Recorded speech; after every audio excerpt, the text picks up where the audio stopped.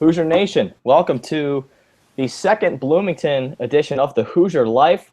That's Josh Eastern on the other end. I'm Michael Dugan. We're back at it for episode number 10, Josh. We reached double digits. I knew we'd get here. I wasn't sure how long it would take given the whole summer slate, but we made it.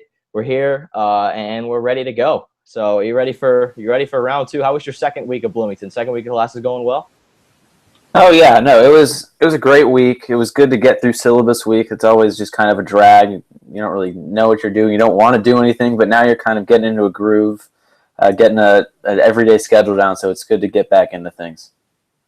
Yeah, roger that, roger that. Syllabus week, it's a little bit of a drag, especially when you got a doozy of a schedule, much like our Hoosiers do for football. We'll talk about that a little bit later. But yeah, syllabus week can get tiresome. I'll say that for sure. I felt that a little bit this week. Definitely headed into Friday. I was kind of ready for the weekend, and this week we've got a 3-day weekend and great college football, so it doesn't get much better than that. But before we get to that, we got to talk Bloomington. We got to talk IU. It's the name of the show. We got to go by it. So, the thing that we kind of talked about with Jared and setting this whole thing up is just share some anecdotes, some stories with you guys, and then that's how we're going to establish kind of our fan to host connection there. So, Josh, you have any opening kind of story, anything you want to share? We can talk about that you experienced in your first full week, I would say, your first or second official week being down here. I mean, just the weather around town has just been very bizarre. I'm used to just either it's going to be cloudy all day, it's going to be sunny all day. It's not going to change like 4 times during the day. But I feel like we're kind of getting that right now because last week we had a tornado warning. There was a tornado. I was looking at pictures it was literally coming through Bloomington. I don't know if anything ever touched down here. I know in Kokomo, things are pretty bad up there. Hopefully everybody's okay there. But just the weather has been insane lately. You get thunderstorms. Like last night I was driving around, and there's just a thunderstorm. People are still walking around. Like I'd be inside, like not doing anything even close to coming outside. But people just don't even care about it. They go outside. I guess that's just the Midwest lifestyle. And then it's just been kind of crazy. Today was sunny. I walked to class in the morning at a 9:30 class.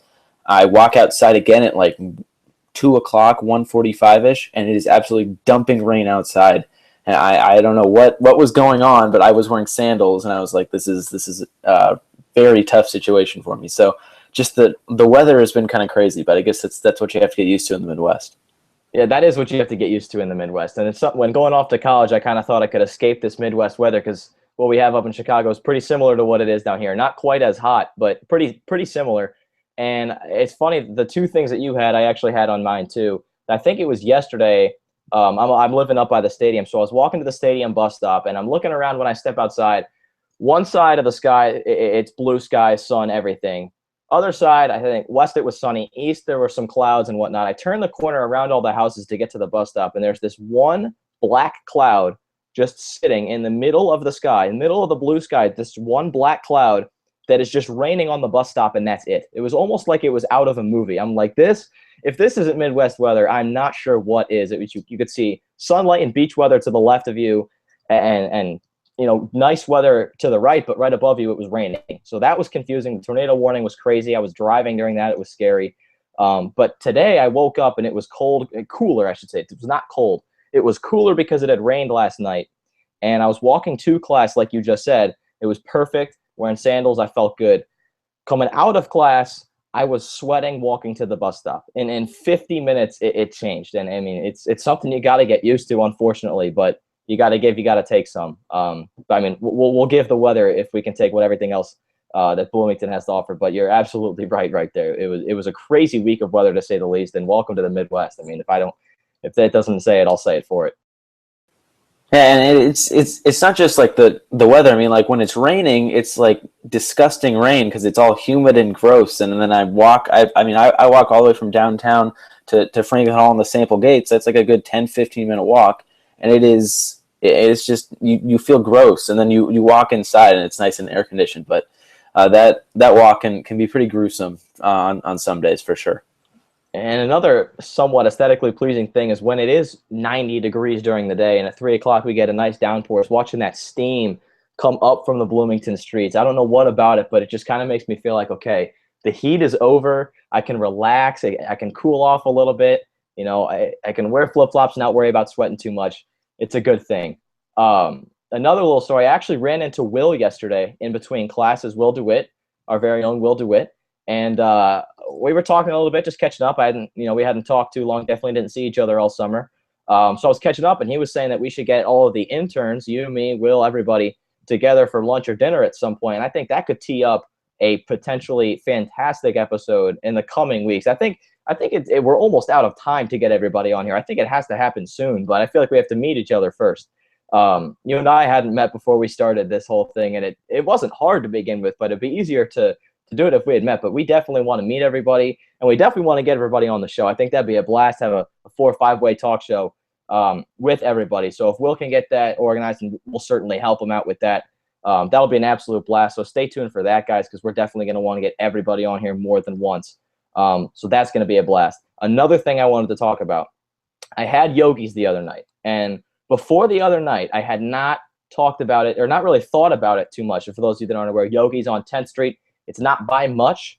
It's away from downtown, away from the main strip. It doesn't really have anything by it, but it is worth the trip, trust me. And first of all, I'll never get over the irony of the name Yogi's granted our point guard the past 4 years that we were graced with. But what it brought me back to was that big assembly call meetup back in January after the Minnesota game, where we finally got everyone all together. And let me just say that was an absolute blast. And I hope we can do it again this year. If not, then the following year, because it was an absolute blast. I just hope we can all get together because it was a ton of fun. And if you're in the Bloomington area, be sure to come by if we do it, and we'll for sure make it public, get a little meet and greet going. But back to the point, I'm getting off topic a little bit. Yogi's has got to be, if not one of the best place to get bar food on or near campus. It's absolutely in tier 1.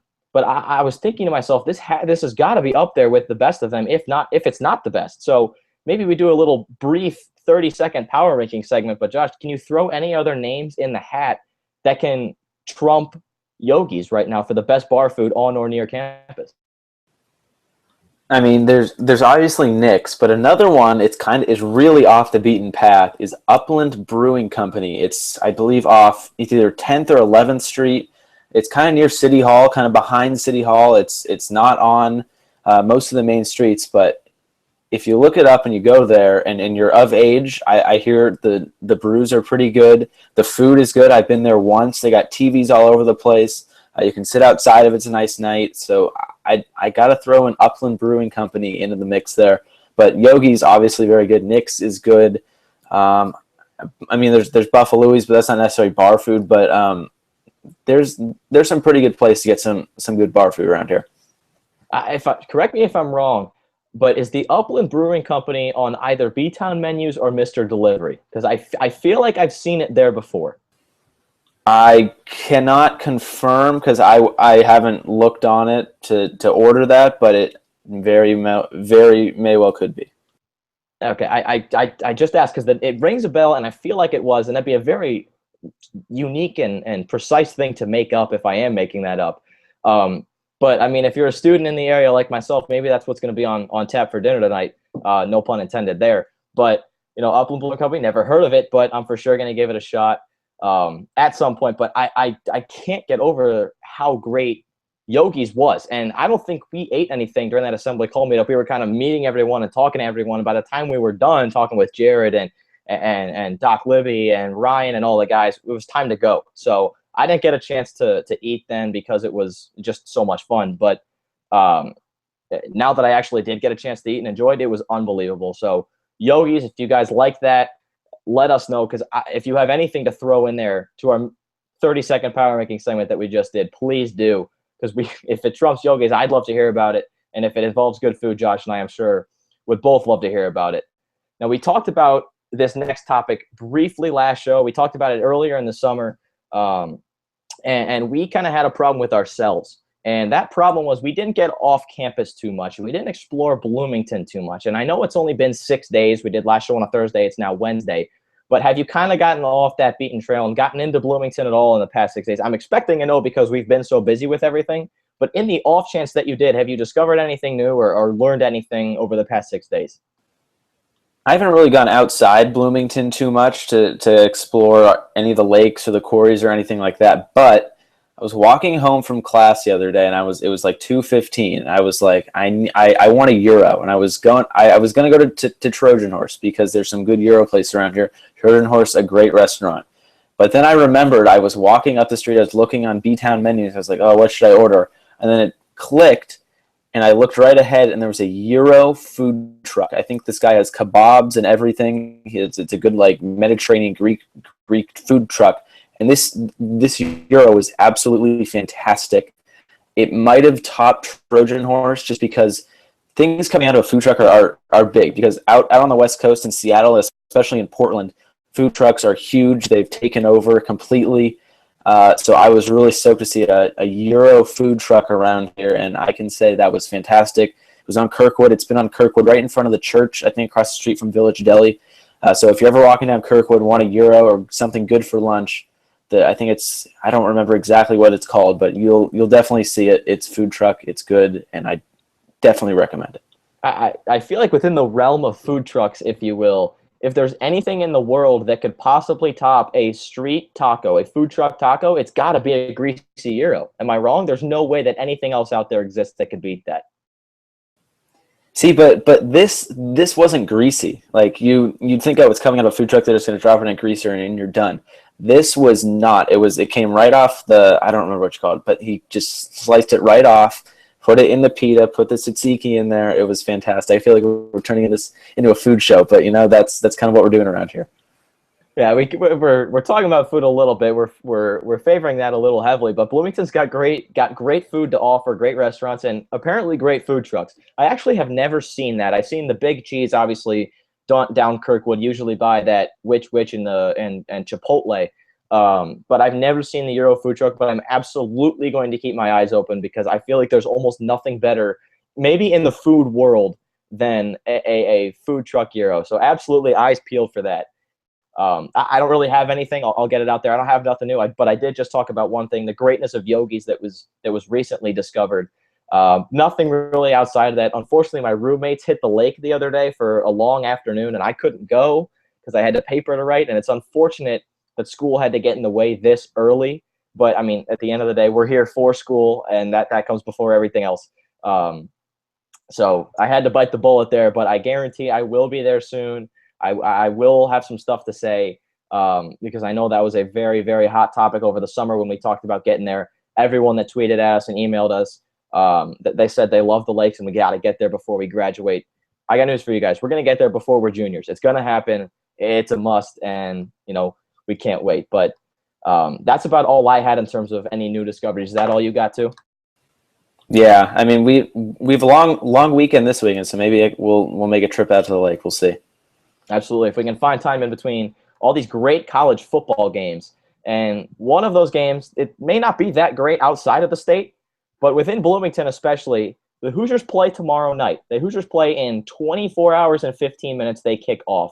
And I would say there is a certain buzz surrounding this team. No one's expecting them to go out and go 12-0, beat Ohio State, beat Michigan on the road, take down Michigan State here. No one's expecting that, but there are some expectations around the team, and there's a lot of buzz. And Josh, I know we talked about this a little last week, but now that we're within 25 hours, I can't quite say we're within 24. If we had moved the segment to the end of the show, I could, but we're within 25 hours of kickoff right now. What is the updated hype, I would say, of tomorrow's game and this upcoming season now that we're right there, we can see it? I think people are getting excited about it. I mean, tomorrow night at Franklin Hall, there's like 3 call-out meetings for student media organizations at Franklin Hall. Then after is a huge watch party on the big screen. It's going to be the only thing up there. It's going to be exciting. I mean, I think there's a lot of hype on campus about it. I mean, I don't remember the last time I've only really followed IU football for a couple years. But I don't remember IU football playing a weeknight day game, or a weeknight game, which kind of presents an interesting dynamic on campus because some people have class that goes until 6:45, so they're going to go straight from class straight to go watch the game, or people are going to go out to the bars on a Thursday night and watch the game. So it's going to be kind of interesting to see how it all kind of works out tomorrow. But one thing I really hope is that that big hurricane that is potentially going to hit Florida does not disrupt things tomorrow, but it could present some interesting weather challenges. When we talk about our keys, I'll get into that a little bit more. definitely touch on that a little bit because I haven't been following that much at all. Um, but I think that there is absolutely a hype surrounding this team. People are very excited. There's the viewing party in Franklin Hall, which obviously was not a thing last year because the new Franklin Hall was also not a thing last year. But I know that a couple of meetings in Franklin Hall have been pushed back so everybody can watch this game. And I don't think that's something that would have happened last year. Maybe within the sports department, sports media department, that could have happened. But I mean, we're talking about just these meetings for WIUX and everything getting pushed back so people can watch this game. So people are excited. The one question mark I have is, why are we going on the road to Florida International to play this game? That's the one thing I can't understand. Josh has given me the money sign, but at the same time, shouldn't we be paying them to come here, or the other way around? Shouldn't they be coming to the Big Ten? It doesn't make a whole lot of sense. Usually Ohio State, those guys, they pay the Florida A&Ms to come there. But whatever, we're not gonna talk money in the NCAA right now because who knows how long that'll take. But I think going back to the question, there is a lot of hype in all seriousness. I don't know what the expectations are. They vary from person to person. Some people want to go 8-4. Some people just want to make a bowl game. Some people want to get one upset. They don't care what the record is. I'm a mix of both. I'd like to see as many wins as possible. I'd like to see an upset or two. We were so close last year. It almost sucked to be that close again and not get anything. It would just be pure frustration. The one piece of information that I can kind of contribute to this is back home, Northwestern is not a respected program by any means. They never have been except in 1 year, and it was 1996, so not even this millennium. In 2013, they were ranked headed into the season, and there was as much hype around that as I've ever experienced for a Northwestern athletic team. And I'm not going to go out as far as to say that the hype here is the exact same, because that was a team that was supposed to compete for a Big Ten title. Indiana is not at that level. I'll acknowledge that. But it's really close. And for people that were in the Chicagoland area, there was a lot of hype and a lot of excitement, and people cared, and people showed up to the game against Maine and Western Michigan and Syracuse, and people got together to watch that road game against Cal, all that stuff. But there's a lot of people that care about this, and they're going to get together to watch that road game against Florida International. You know, get this, the brand new quarterback, send him off on a right note. Hopefully he has a good game. Hopefully the defense with their new defensive coordinator can play well. But a lot of people are excited, and there's a certain attitude that wasn't there last year. And for me, they can blow that all 12 months worth of work if they lose tomorrow. All that's out the window. People no longer care. They have to win tomorrow, and they have to win big. But Josh, I'm going to ask you, we both know they have to win. I'm going to ask you, how are they going to win? What are the keys for them if they want to pull out a win? Well, this is interesting because this is kind of where the weather comes in. Because if it's wet, Indiana has been practicing in the rain. I've seen some pictures. It's been raining around here every now and then, and they've been practicing in that. So that could potentially present an advantage to them. I don't know what it's been like down in Florida, what they've been practicing in. But throwing and holding a wet football is not an easy thing to do. I don't know if you've ever done a turkey bowl where it's snowing or when it's raining. I know in Seattle that happens all the time. But so my first key is do not fumble the football. You need to hold on to the football. Whoever does that the least amount of times could potentially be the winner in this game, depending if it's just a slosh bowl on the field where it's all muddy and disgusting and rainy. You need to be able to hold on to the football and not turn the ball over. I'm just for example that the Seahawks preach holding on to the football, and that's what every football team needs to do, especially in these wet conditions. So that's the first one. The second one is make the necessary catches. This receiving core last year had a lot of drops, and that was very frustrating for not only Nate Sudfeld and Kevin Wilson, but for many of the fans, because some of these drops were in key situations, especially on third downs. So if you can limit the drops and limit those mental mistakes, you're going to create a little bit more room for error, especially if it's a wet football or if it's really windy or breezy. You need to limit your mistakes so you have a little bit more room for error, and then you can just go out there and play football and hopefully bring back a W. Yeah, and we saw a lot of the drops last year from one Simi Cobbs, who can get up and go get any ball he wants, except for late game situations when it's right on the numbers. So we saw a lot of that from him. Couple drop touchdowns, couple drop late fourth quarter, third down passes.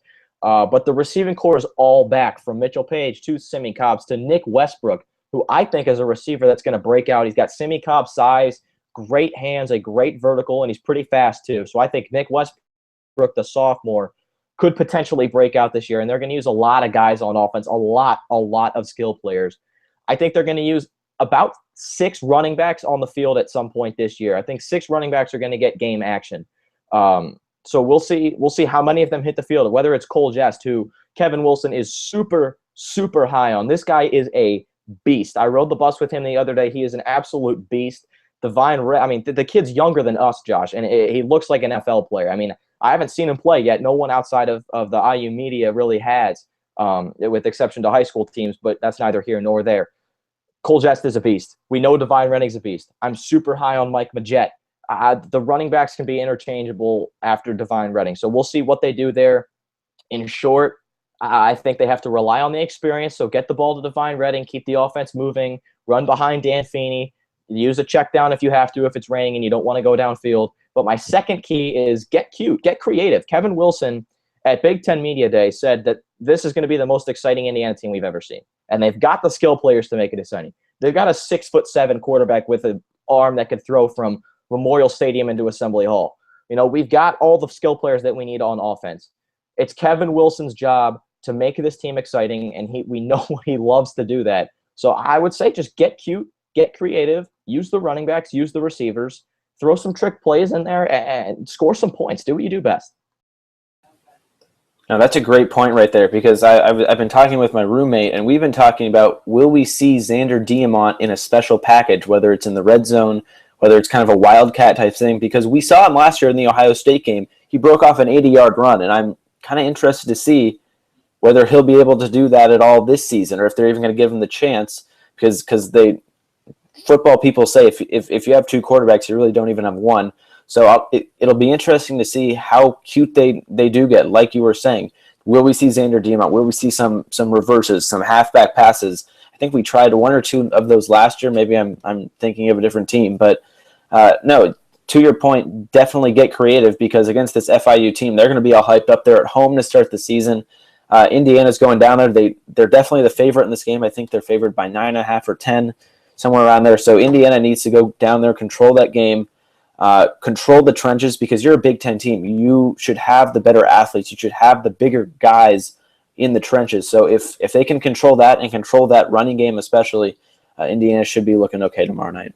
And on that Xander Diamont note, I was surprised to hear Kevin Wilson say that his explanation for naming Lego the starter was he just looks more experienced. He looks more in sync with the offense. And that was surprising to me, because Diamont took the helm as the starter in 2014 when Sudfeld went down. He saw some action last year, and I remember saying when he came in, I said, oh no, against Ohio State, I said, oh no, Sudfeld's down. We can't throw the ball. What are we going to do? And as soon as those words came out of my mouth, the ball was snapped. He was gone, 80-yard touchdown. And I couldn't even hear myself think 5 seconds after saying, why is he in the game? Why does this have to happen to us? So he certainly made some plays. He's certainly capable of making plays. We'll see what we see out of him, if we see anything at all. That's a great question mark, but I would assume we're going to see him. Kevin Wilson likes to keep people guessing, so I would guess we're going to see Xander Diamont, but I can't confirm. So, hopefully, fingers crossed, we need a win tomorrow. Watch them. Watch the Hoosiers. Cheer them on wherever you are in the country. Do we want to give a little prediction? I mean, I'm always game for a prediction. All right, let's do it. You want to go first? I'll let you start this one off if you're ready for it. Oh, I'm ready. I've been thinking about this. I do think the Hoosiers are going to score some points tomorrow. I don't know what the weather situation is going to be like, but I do think they're going to put some points on the scoreboard. I also do think they're going to give up a good amount of points, which is okay. It's the first game of the season. The defense probably is not up to speed like it would be towards the end of the season. So I'm going to go Indiana 35, FIU 24. I feel like that's just kind of a good average score for both those teams. Yeah, I like exactly where you're going with that. I'm going to throw out a very similar score. I thought about this too a little bit. I'm going to say Hoosiers 34, Panthers 20. Panthers or Golden Panthers? Because I've seen people go back and forth on Twitter with this. It's probably one of those Golden Panthers on first reference and then Panthers on second reference. It's something like that. Who knows? With Kent State and the Flashes, the Golden Flashes, who knows? We won't get into that. How about this? Indiana 34, Florida International 20. So we're settled there. So we agree with about what the margin's going to be and how the game's going to go, but it depends on the weather. We'll see Is Griffin Oaks going to be an X factor? Are they going to throw the ball? Are they going to turn the ball over? We don't know. We will see what Mother Nature has in store when we watch that game. Other things to watch this week in the coming days. There's a lot of them. Josh, I'll let you go first on this one if you want to give a little soccer preview, because I know we've got a big couple, not even big, huge couple days coming up. Yeah, this is potentially one of the best soccer weekends of the year in Bloomington. They got the Hoosier Challenge Cup for the women.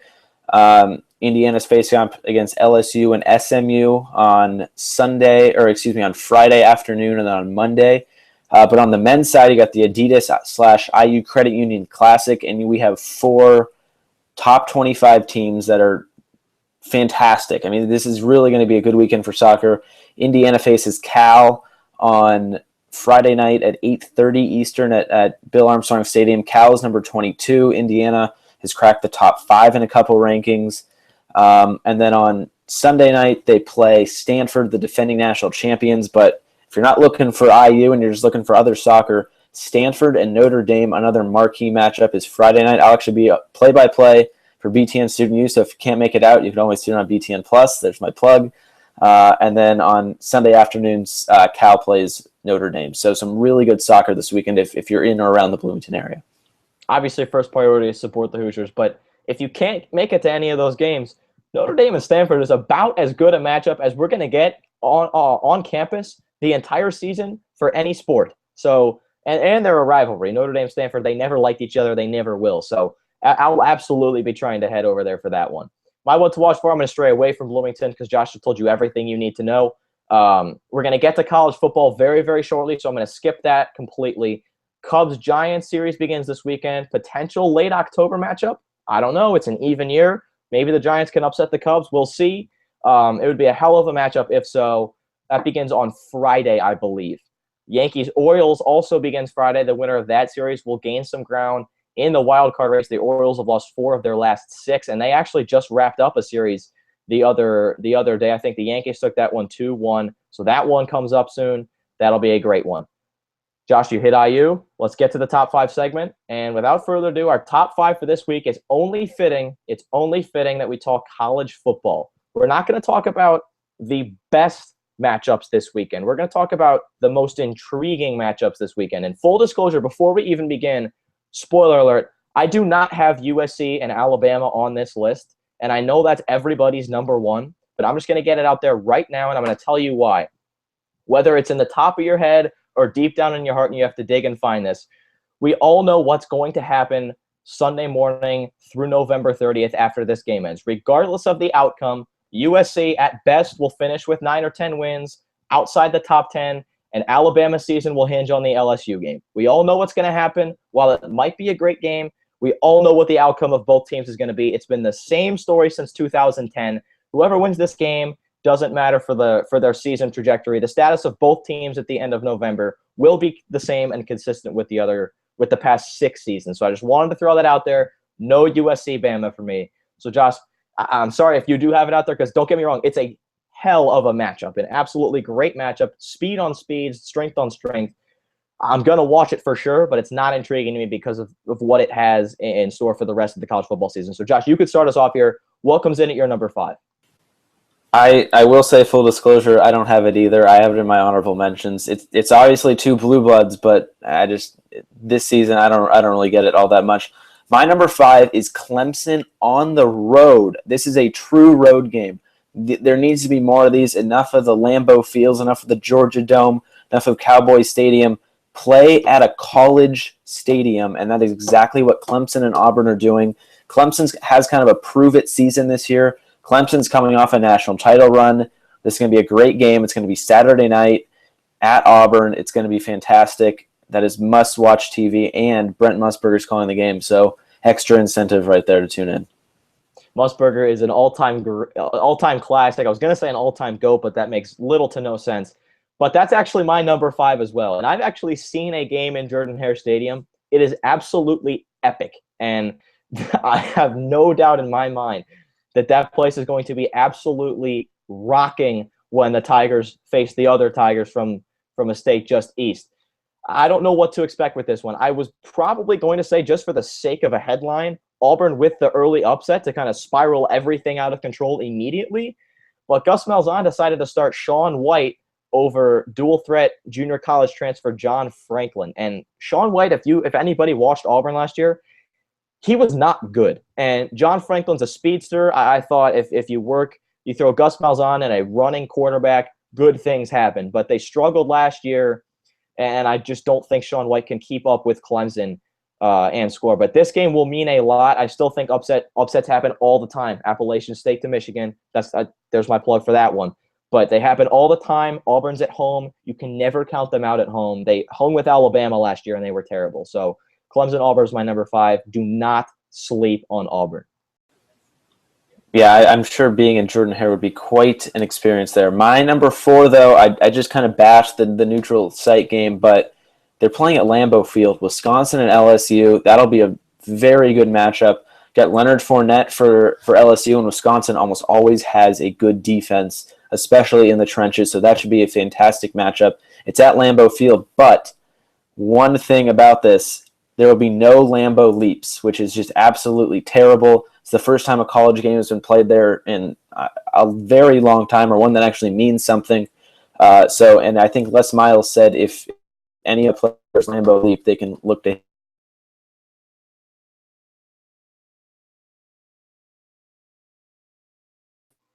We lost Josh for a second.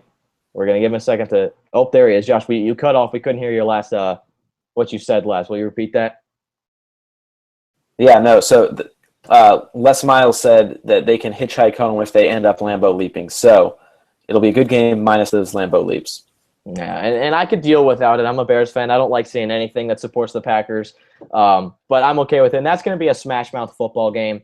I actually don't have that on my list, another full disclosure, so that should leave you guys kind of hanging with what I do have on my list if I don't have the 2 most hyped games yet on my top 5. But number 4 for me is on Friday night. Stanford plays host to Kansas State. First of all, never, ever, ever count out Bill Snyder. He can do the unthinkable. Right when you count him out, he can do the unthinkable. He is my favorite coach in college football, but I'm also a big Stanford man. They get disrespected every year and overlooked, and I think Christian McCaffrey is the best college football player, or the most versatile college football player that we've seen since Reggie Bush. And if you don't have anything going on Friday, which if you're a big college football fan, I know you don't because there are no other good games, do yourself a favor, watch Christian McCaffrey go to work. And if there is a year for Stanford to win the Pac-12 with all the hype with Washington and UCLA, who ESPN is all over to win the Pac-12, which I completely disagree with, this is a year for Stanford to shock some people. They've got the guys, they've got the pieces,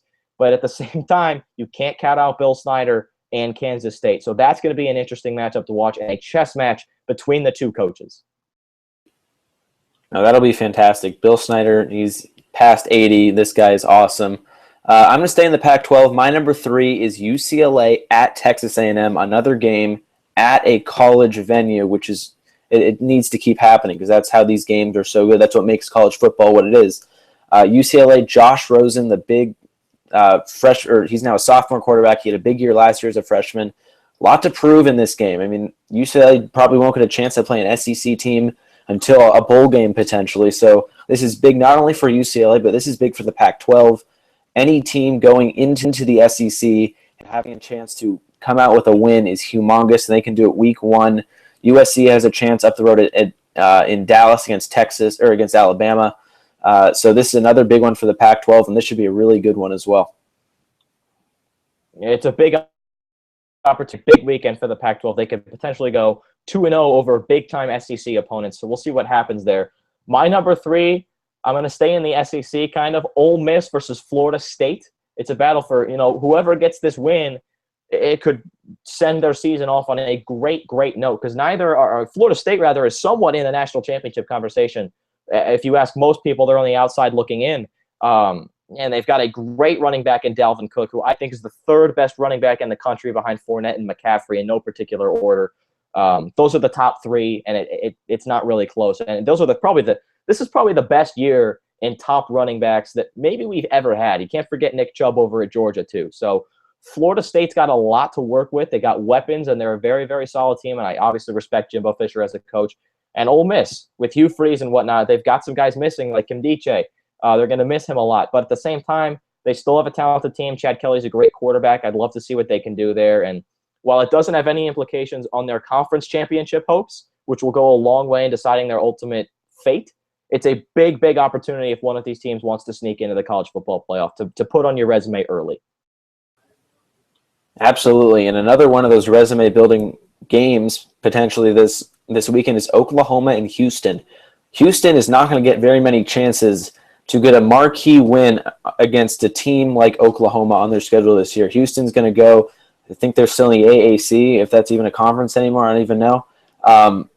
They're not going to have very many chances to get marquee wins. This is a game where Greg Ward and that Cougar team can really get a marquee win. Oklahoma is potentially going to make the playoff again this year. They're stacked. Bob Stoops does a fantastic job year in and year out, even though people doubt them year in and year out. I feel like they always find a way to come through, and they made the playoff last year. But for Houston, this is huge. You can put a stamp on the season. Even if you don't win and you lose by a touchdown or less, that's still pretty impressive right there. But if they can pull out a win, that would be absolutely massive for their season moving forward. Yeah, that's actually my number 2 also, and I hope and pray we don't have the same number 1, just for the sake of parity. But if there's ever going to be a Cinderella team to make the college football playoff, it has to be this year. It was so hard for Iowa, a Big Ten team, to get respect last year after going undefeated in conference. How in the world is a team like Houston going to do it? Well, you look at it this way. They start the year at number 15 in the polls, so they're already 11 spots away. They get a shot at a playoff team last year in Oklahoma immediately in week 1, and Baker Mayfield, a very experienced team that people are high on. And if they win that game, they're absolutely going to jump into the top 10. And if they keep winning and go undefeated, and like you said, Ward at quarterback impresses people and turns heads, if he puts up staggering numbers and they score a lot of points like they're capable of, they could sneak their way in. If you're Cinderella, the only way you can get in is you have to start the season. It almost eliminates Cinderella status. But you have to start the season ranked in the top 20. You've got to play a big time non-conference opponent. Houston meets both those criteria. They have to win this game, and if they win it handily, I think that the possibility of them making the playoff is very, very real because of where they are right now in the polls. Absolutely. Greg Ward Jr., if you don't know him, he's the quarterback for Houston. You're going to get to know him very, very soon. But my number 1 was, I think, your number 3, and that is Florida State and Ole Miss. I mean, this game is 2 teams that are, I feel like, on the outside looking in. I think, both these teams are very highly ranked. They're getting some returners. You mentioned Dalvin Cook, Chad Kelly for Ole Miss. Both of those guys are out to prove something this year. They didn't make the playoff last year, and this year they're coming back, and they really have a chance to put a mark on it. And this would be a marquee win early in the season. The ACC always wants to beat the SEC. I don't know if it's really the other way around that much, but still, this is a big game. And it's on Monday night, Labor Day. There's always a good game on Labor Day, and this is the game this year, and it is definitely going to be a fantastic ball game. I'll be tuning in Monday night because these are 2 fantastic teams coming into 2016.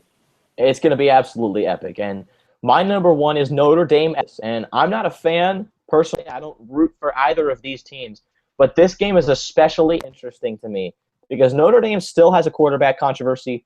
They don't know who to start, and I personally, if at this point, if they still have a quarterback controversy, they're 4 days away from kickoff because I think they kick off on Sunday. That's a very, very big problem because whoever wins that quarterback battle in the coming days, you're going to know, okay, they know that they just won it because they had to have a starting quarterback for this weekend's game. And if it's Deshaun Kaiser, if it's Malik Zaire, that's neither here nor there. Whoever wins that job, after every move they make, every drop back, every throw, every tuck and run, they're going to be looking over their shoulder at Brian Kelly to say, am I still good? Am I still the starter? Is he coming in? Am I going out? So they're not going to be able to play, kind of like we saw with Ohio State last year. They're not going to be able to play with all the confidence in the world like Zaire could last year when he did, like Kaiser did when he filled in. So Notre Dame's got that going for them. They don't have their biggest playmakers that they did last year in Fuller, Procyse, and Jalen Smith. There's your little Seahawks plug right there with Procyse. And Texas has last year in mind when they got absolutely embarrassed, obliterated, slaughtered, whatever you want to call it, in South Bend, completely humiliated. So this is gut check time for both teams. Can Texas bring that fire, which we know Charlie Strong has, and can Notre Dame respond and play like a national title contender that most people are claiming they are. Absolutely. That is going to be a great game. It didn't make my list just because there's so many good games. They can't all make the top 5. But just some honorable mentions just to go through. Georgia, North Carolina, that's a good game. It's not two humongous teams coming into the season, but they're both ranked. So that'll be a good one. Also, Kansas State and Stanford. I wish I could have fit that into my list because that game is just two underrated teams, I feel like. That'll be a good one. Notre Dame, Texas, and USC, Alabama. USC has a new quarterback this year. He's actually he went to my rival high school back at home. So it's good to see him get a chance, and then go against Alabama in his first start's huge. Also, how could we go an entire show without mentioning Rutgers? They are playing Washington on Saturday. So that's a big weekend in college football, and had to get the Rutgers reference in there. It's been far too long since we had a little Rutgers plug, but there it is. Very, very sour taste in Hoosier fans' mouths after what Rutgers did to us last year. But we're going to be looking forward for a little rematch this year. So that'll just about do it. Yeah, I said my honorable mention was USC, Alabama. I explained that earlier. If you missed it, you can go back and listen. I don't want to say it again just for the sake of time and my breath. But Notre Dame, Texas, it's going to be a good one. And for me especially, because it's just the storylines heading in. I'm a huge sucker for storylines, and that's got a lot of them. Indiana plays Thursday night. If you're listening to us live, that's tomorrow. It's just under 24 hours from now. If you're listening to us in the future, hopefully the Hoosiers already won, or hopefully the Hoosiers are in the middle of winning the game right now. But if you're listening to this before the game, be sure to watch. If you're in the area, come to Bill Armstrong Stadium. Watch some soccer. Josh will be on the call if you can't make it. Great soccer going on here, and it's just going to be a great week in Bloomington. Josh, I know I'm going to do my best, but please do your best to stay cool this week. Because it's going to be very, very hot once again. Absolutely, I'm sick of this humidity already. Where's the snow? It's unbelievable. I was thinking the same thing. At every single second I'm walking back from class, just thinking I just need to dive in the snow right now, hop on that A bus, get back to the stadium, and call it a day. But that'll do it for us today. Thanks for tuning in. This was a fun one, and we'll be back next week with some more hot topics. Keep tweeting at us. Keep emailing us. We love to hear from you guys. Hit us with some questions, put us on the spot, put us on the hot seat. We'll answer any questions you guys got. So thanks for tuning in. We'll see you guys next week.